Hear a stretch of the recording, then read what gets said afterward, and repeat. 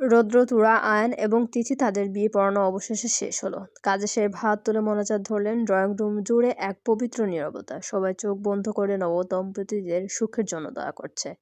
কিন্তু শিহাবের অবস্থা অন্যরকম। সে মোনাজাত হাত তুললেও তার চোখ জোড়া স্থির হয়ে আছে তুরার দিকে। তুরার মাথার লাল পাতলা ঘোমটার আড়াল দিয়ে তার স্নিগ্ধ মুখটা আবছা দেখা যাচ্ছে।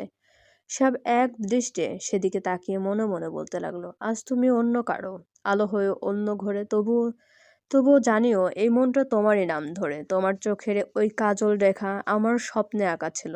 আজ সেই স্বপ্নে অন্য রং, সে রং তোমার রাঙিয়ে দিল। বিয়ে তো শুধু সাত পাকে নয়, বিয়ে তো হয় দুটো মনে। আমার মনের শূন্য খাঁচা তবুও বাঁচে তোমার শোনে।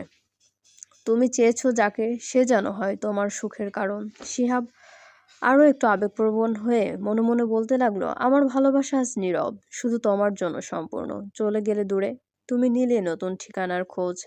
আমার হৃদয়ে স্মৃতিরা থাক, গুনবে রাতের প্রহর রোজ। আমি দেখব শুধু দূর থেকে হাসছো তুমি, কত সুখে তোমার কষ্ট চাপা থাক।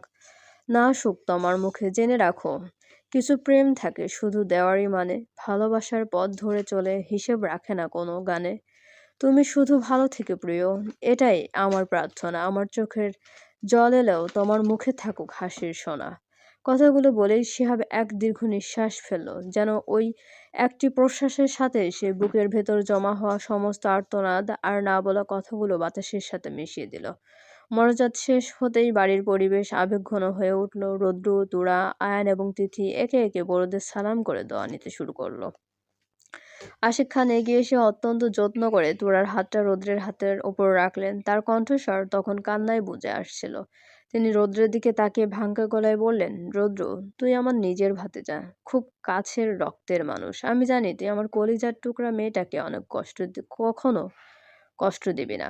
তবুও বাবা হিসেবে মনটা মানছে না বলেই আজ সবার সামনে একটা বার বলছি, আমার সবচেয়ে মূল্যবান সম্পদ আজ তোর হাতে সঁপে দিলাম। আমার মেয়েটা দেখতে দেখতেই যেন বড় হয়ে গেল। একটা সংসার সামলাতে ঠিক কি কি লাগে তা হয়তো এখনো পুরোপুরি শিখে উঠতে পারেনি। যদি কখনো তোর মনে হয় ওকে আর ভালো লাগছে না, তবে কোনো তিক্ততা বাড়াস না বাপ।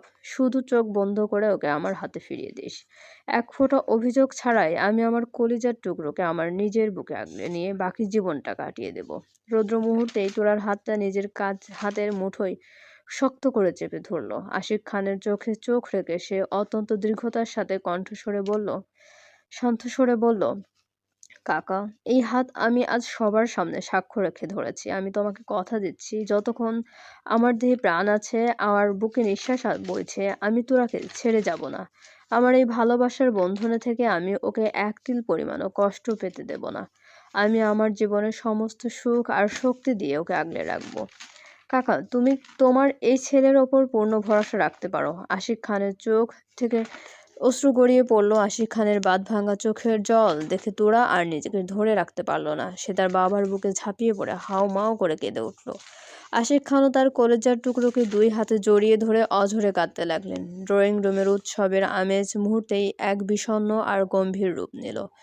এ যে এক অদ্ভুত হাহাকার, এটা শুধু একজন বাবা আর মেয়ের পক্ষে অনুভব করা সম্ভব।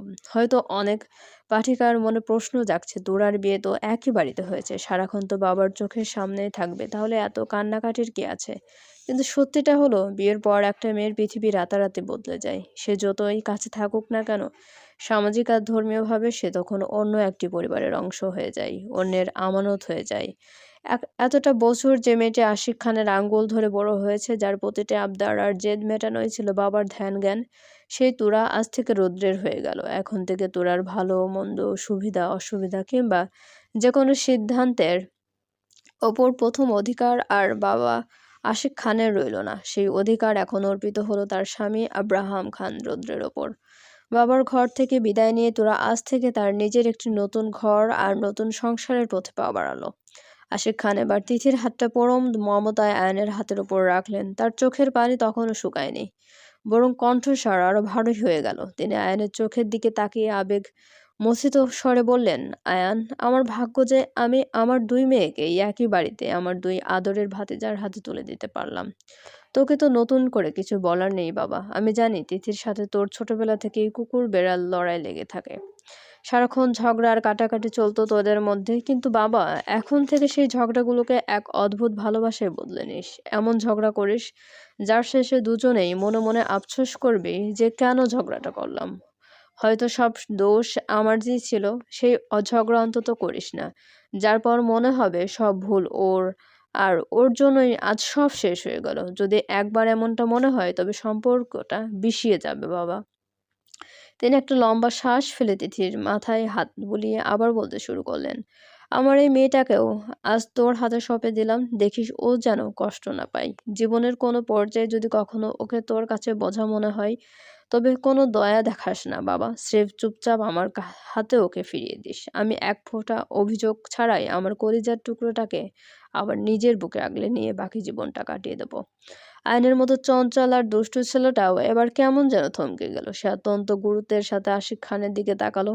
তিথির হাতের ওপর নিজের হাতের বাঁধন আরো শক্ত করে সে নিচু কিন্তু বলিষ্ঠ কণ্ঠে বলল, চাচা, আজকের পর থেকে তিথি শুধু তোমার মেয়ে না, ও আমারও সবটুকু, এক পেতনি ডাইনি রাক্ষসী বউ। তুমি যে ঝগড়ার কথা বললে সেই ঝগড়া হয়তো হবে ধামাকা, কিন্তু কথা দিচ্ছি সেই ঝগড়ার শেষ হবে কোনো এক হাসিতে বা এক রাশ ভালোবাসায়। ওকে ফিরিয়ে দেওয়ার কথা তো স্বপ্নেও ভাববে না চাচা। কারণ আয়ান যেটা একবার নিজের নেয়, সেটা পাতিহাঁসের মতো প্যাক প্যাক করলেও সেই শব্দ কান ধরে শোনে। শোনা অজম হজম করে নেওয়া জীবনের বিনিময়ে হলেও আগলে রাখার ক্ষমতা এই আয়ানের আছে।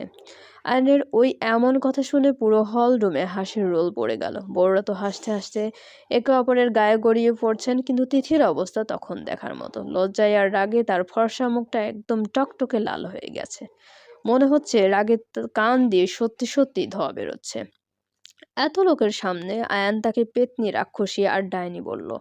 মুহূর্তের মধ্যে তিথির কান্নার বাষ্প উবে গিয়ে সেখানে চণ্ডীরূপ ধারণ করলো। সে এক ঝটকায় আয়ানের চুল শক্ত করে খামচে ধরলো। আয়ান, ওরে বাবা রে, মরে গেলাম রে বলে চিৎকার করে উঠলেও তিথির ছাড়ার পাত্রী নয়। সে আয়ানের চুল ধরে টানতে টানতে ড্রয়িং রুমের মাঝখানে নিয়ে এলো এবং আয়ানের বাবা আরিফুল খানের দিকে তাকিয়ে আগে ফুঁসতে ফুঁসতে বলতে শুরু করলো, বুঝতে পারছি কাকা, তোমার এই গুণধর ছেলেকে তুমি মানুষ করতে গিয়ে ভুলে হয়তো কোনো সার্কাসের বাদরের ট্রেনিং দিয়ে ফেলেছো।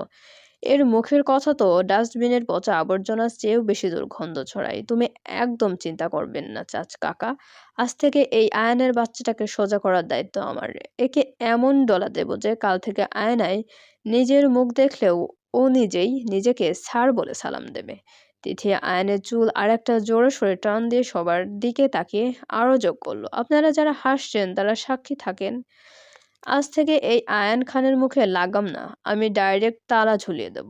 আর যদি বেশি তেড়াবেকা করে তবে বাসর ঘরে ওকে দিয়ে লেহেঙ্গার কুচি ভাঁজ করাবো আর সারা রাত এক পায়ে দাঁড়িয়ে কান ধরিয়ে রাখবো। শয়তানি করার জন্য ও যদি শয়তানের হেড অফিস হয়, তবে আমি হচ্ছি সেই অফিসের বস। দেখবে কাকা, কয়েকদিনের মধ্যে তোমার ছেলে কুই কুই করে কাঠবিড়ালির মতো আমার পায়ের কাছে ঘুর ঘুর করবে। তিথির এই রণ মূর্তি আর মারাত্মক সব হুমকি শুনে ড্রয়িং রুমের হাসির তোড় আরো 10 গুণ বেড়ে গেল। আয়ন কোনো মতে মাথা বাঁচানোর চেষ্টা করতে করতে বলল, আরে বাবা, দেখছে বাঘুনি তো এখনই থাবা বসানো শুরু করেছে। আমার মনে হয় বাসর ঘরে যাওয়ার আগে আমাকে একটা হেলমেট আর বডি আর্মার কিনে দাও, না হলে তোমার ছেলে কাল সকালে আস্ত ফিরবে কিনা সন্দেহ আছে। কথাটা শেষ করে আয়ন চিতার মতো ক্ষিপ্রতায় এক ঝটকায় নিজের মাথা সরিয়ে নিল। তিতু কিছু বুঝে ওঠার আগেই আয়ান তার 2 কবজি নিজের এক হাতের মুঠোয় শক্ত করে ধরে ফেলল। ভিড়ের মাঝে সবাই যখন হাসাহাসিতে ব্যস্ত, তখন আয়ান তিথিকে নিজের দিকে টেনে একদম বুকের কাছে নিয়ে এলো। তিথি থতমত খেয়ে গেল। আয়ান এবার নিচু হয়ে তিথির কানের খুব কাছে মুখ নিয়ে গেল। তার তপ্ত নিঃশ্বাস তিথির কানে লাগতেই তিথির সারা শরীরে একটা শিহরণ খেলে গেল।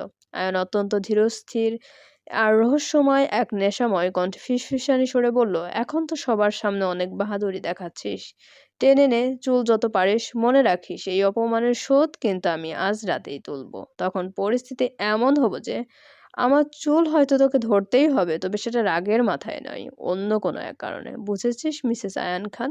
বাসর ঘরে দরজাটা একবার বন্ধ হতে দেবো, তারপর দেখবি এই শয়তানটা আসলে কতটা ভয়ঙ্কর হতে পারে। কথাটা শেষ করে আয়ন তিথির চোখের দিকে তাকিয়ে একটা বাঁকা আর বিজয় হাসি দিল। তিথির গাল দুটো মুহূর্তের মধ্যে লাল হয়ে উঠল। সে রাগে কিছু বলতে চাইল, কিন্তু আয়নের ওই গভীর চোখের চাহনি আর রহস্যময় কথার মানে বুঝে তার মুখ দিয়ে কোনো কথা সরল না। সে শুধু বড় বড় চোখ করে আয়নের দিকে তাকিয়ে রইল। চলবে, চ্যানেলটি সাবস্ক্রাইব করে আমাদের সঙ্গে থাকুন। ধন্যবাদ।